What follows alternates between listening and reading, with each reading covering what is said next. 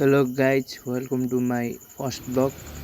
आज चाहिँ मेरो ब्लग चाहिँ के को बारेमा हो भने मेरो बाइक चाहिँ हानिदिएको थियो। पार्किङ गरेको बाइक चाहिँ राखेको ठाउँमा हानिदिएको थियो। ट्र्याक्टरले ब्याक गरिकन अनि ग्यारेज लिएर आयो। बाइक अहिले सबै फेरिदिएको थियो। सोरुमको सामान सबै हालेको नयाँ नयाँ र दाइले फेरिदिनु हुन्थेछ। हेडलाइट अगाडिको टाउको जति सबै फेरेको सबै कचाकचुके पारेको थियो बाइक।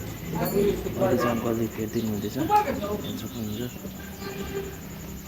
दाइले चाहिँ सकअपहरू गर्नुहुँदैछ।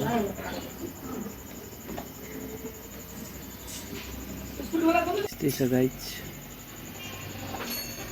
बाइक चाहिँ सबै सामान नयाँ हालेको दाइले फिट गर्नुहुँदैछ।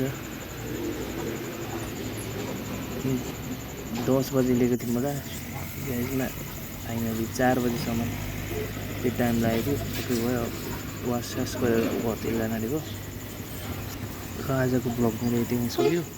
लाइक सब्सक्राइब गरिदिनु होला, सपोर्ट देखाइदिनु होला मलाई पनि।